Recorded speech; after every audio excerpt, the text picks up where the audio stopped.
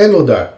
If you are watching the video in English, aside from a few people watch my videos in both languages, it is more than likely that you are a foreigner looking to learn about why does Quebec want to separate. Well, this short introduction is the very resumed introduction to the situation of independence. Now, as for the why, well, in 1763, Louis XV, who lost the 7-Year War, he did the Council of Vilmorin Voltaire and abandoned all of his subjects in Nouvelle-France to the English. Now, it is important to note that during Nouvelle-France, natives and métis had equal rights, were considered equal subject of the King of France, and that was, of course, until the English arrived and decided that French settlers were to be at best fifth-class citizens, and everything else was to be marked for extermination. The English did what they always do, and if your country ever was colonized, invaded, stuff like that, you can go your history, the English did it. Everything from attempts to eradicate culture to campaigns of extermination, and let's not forget their soldiers thinking they are Zeus. Everything was done. If you're in East Asia, you can look at Japan. Eastern Europe can look both at Germany and Russia.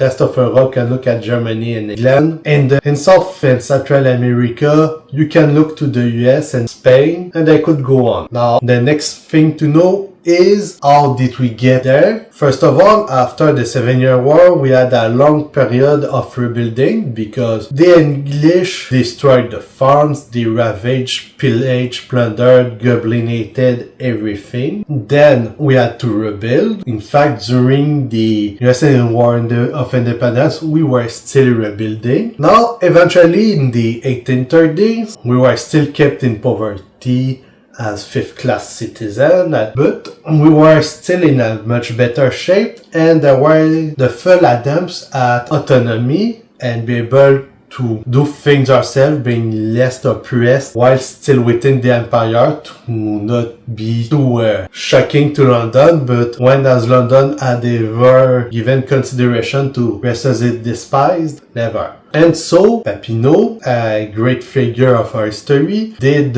92 resolutions where he tried to make some very legitimate demands. They all were refused, which led to the rebellion of the Patriots, which was mostly a mutiny against corruption. Sadly, it failed, and of course the English went back to their ways and did every bad thing you can imagine, including a few cases of locking an entire village in a church and setting it on fire. So lots of damage was done. Then in the following years, they realized that for the industries in Montreal to work, they need the raw stuff, from food for employees to raw materials, and destroying everything does not pertain to a good economy, so the government invested some resources in rebuilding, and then a group of Anglo-Saxon supremacists known as the Traitors were offended that the government wasn't racist enough, and they burned down the parliament, which was in Montreal. And not to forget that they of course pretended they were the victim, because naturally nothing says being victims like having won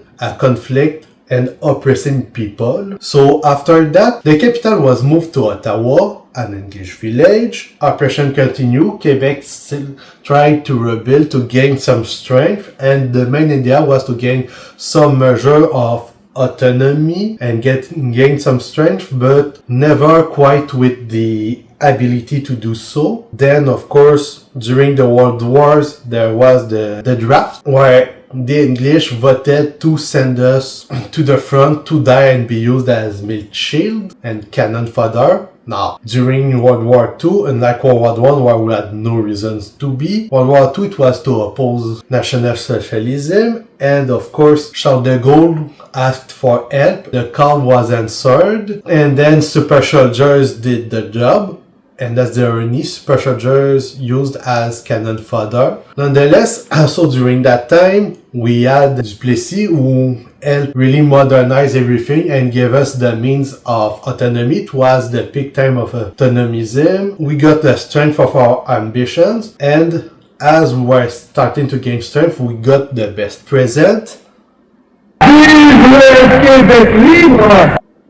So in 67, Charles de Gaulle launched what was already existing, a rallying cry by independentists, but really made it the thing. He made us appear to the world map. Our name got introduced in several languages, and before I forget,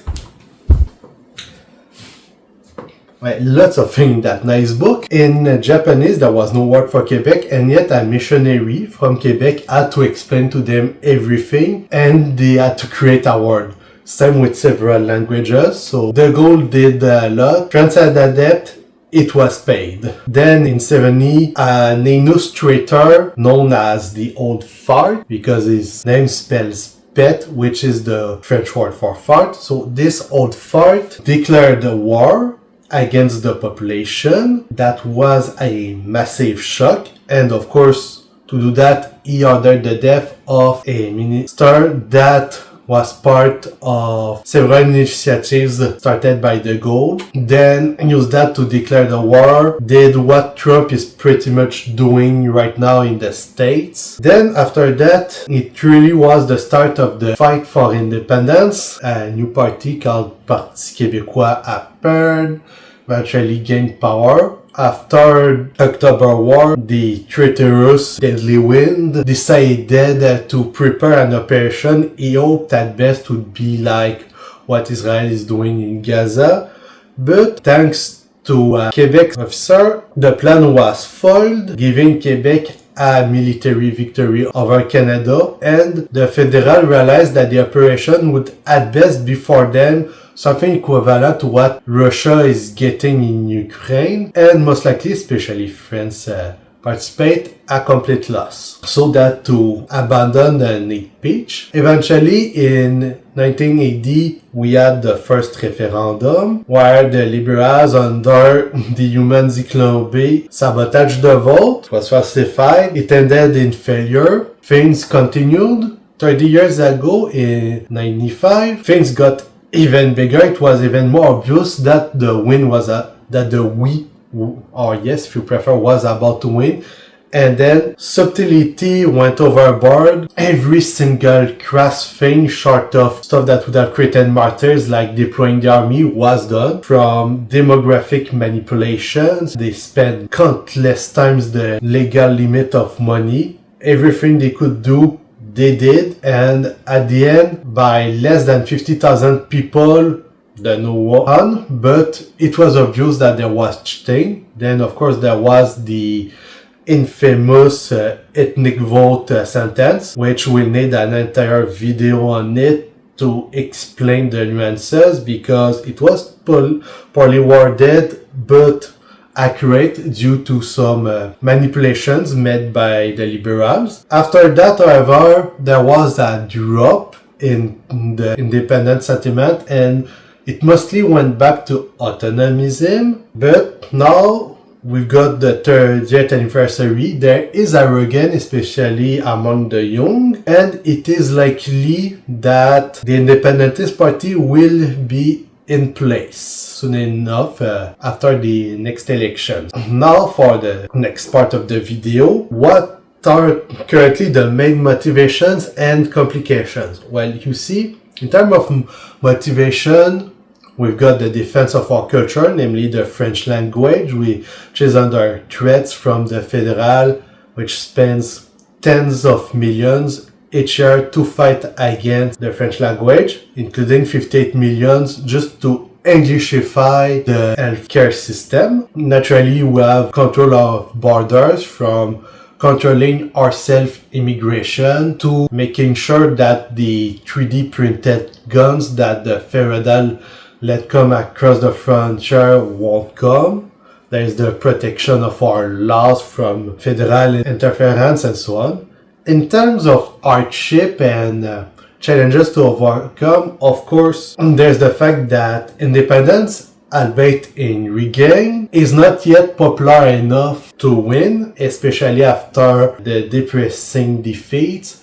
And there's all of the festering malignancy of the Liberal Party, all the corruption, and so on. So, in other words, The idea is to travel, to regain a place, and ways to counter corruption must be found. This is about as resumed as I can make it. Naturally, there will be the shorts and more videos to get on specific subjects. And on this, I bid you all a good day.